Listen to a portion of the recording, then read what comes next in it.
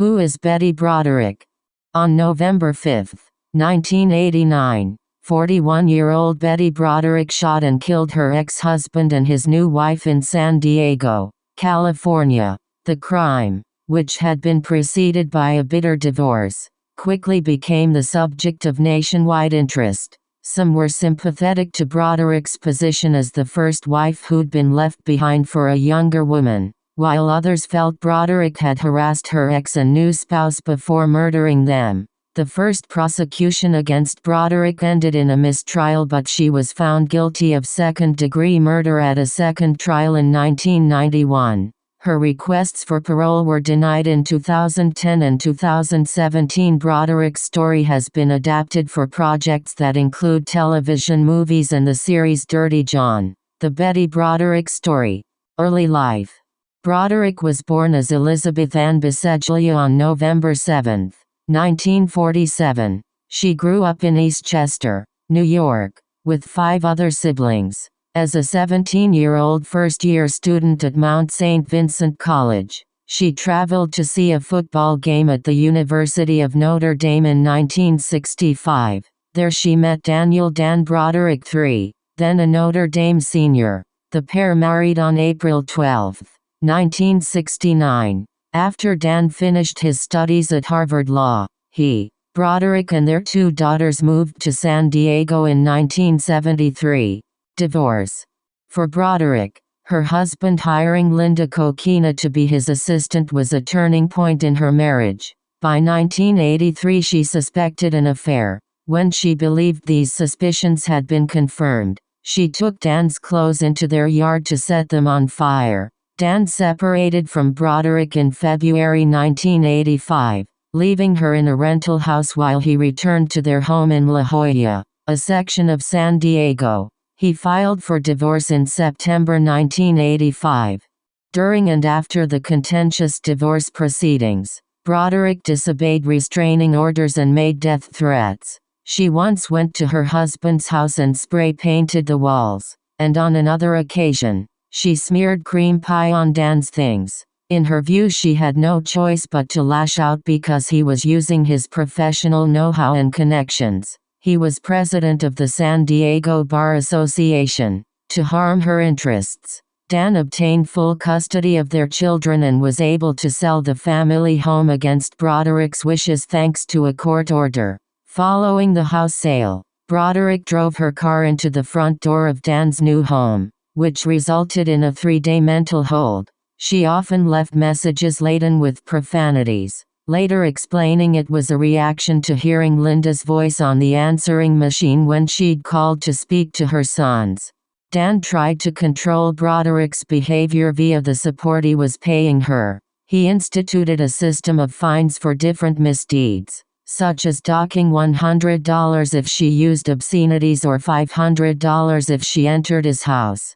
The divorce went through in 1986. Though there were ongoing disputes about custody and alimony, Broderick was eventually awarded monthly support of $16,000, but she, a former socialite, felt this was not enough given her expenses. At one point she said, "I had nothing left to live on." Murder of her ex-husband and his new wife.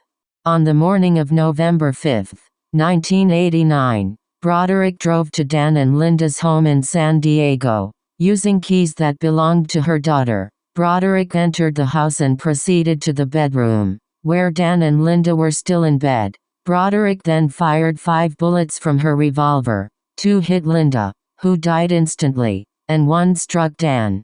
Broderick later revealed in an interview with the Los Angeles Times that after she'd shot him, Dan had said, "Okay, you got me." She also stated, "He was on the floor, and the phone was right next to him. I thought, oh, my God, he is going to be on that phone before I'm down the stairs." To prevent this, Broderick pulled the phone cord out of the wall before leaving him to die. Broderick never denied killing Dan and Linda, though she claimed she'd entered their house because she wanted to confront them about ongoing legal troubles, after which she intended to commit suicide. In Broderick's account, she was startled and pulled the trigger when Dan moved for the phone to call the police. She then had no bullets left to kill herself. Trial and sentence. Following the killings, Broderick was charged with murder. The first proceedings ended in a mistrial in November 1990 when jurors couldn't settle between convicting her on murder or manslaughter charges. However, Broderick's claims that she'd been a victim of abuse and manipulation didn't keep the jury at her second trial from finding her guilty of 2 counts of second-degree murder in December 1991. Broderick received a sentence of 32 years to life and was sent to prison. She became eligible for parole in 2010, but this was not approved. At the time, one parole commissioner told her, "Your heart is still bitter, and you are still angry." Broderick was again refused parole in 2017. After this, she wrote, "I have met all criteria for parole and my release date was 2010. Now I am only a political prisoner. They have no reason to deny my parole."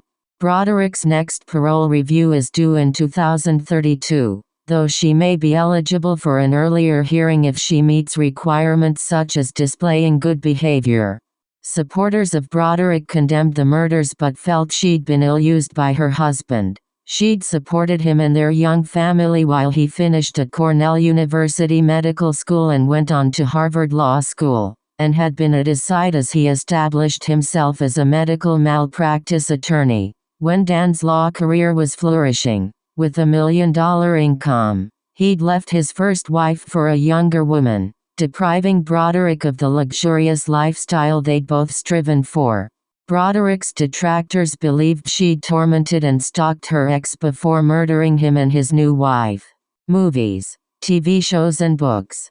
The killings drew immediate attention, with Broderick's trials televised by Court TV. She inspired 2 popular TV movies in the early 1990s, A Woman Scorned, The Betty Broderick Story, and Her Final Fury, Betty Broderick, The Last Chapter. Oprah Winfrey interviewed Broderick for her talk show. Several books have been written about Broderick and her actions. In 2020, the series Snapped and Dirty John, The Betty Broderick Story revisited Broderick's case. Children. Broderick and Dan had 4 children together, daughters Kim, b. 1970, and Lee, b. 1971, and sons Daniel IV b. 1976, and Rhett, b. 1979. After Broderick killed her ex-husband, the 2 younger children ended up in the care of their paternal uncle's ex-wife. By then her daughters were legal adults. Broderick has been in contact with her children while in prison. "She's a nice lady," Rhett said on Oprah's 20th anniversary follow-up show in 2005. "Everyone here would like her, if they spoke with her on any topic other than my dad." 2 of Broderick's children supported her release on parole in 2010, while the others opposed her leaving prison. Thank you for watching my video. Please subscribe channel.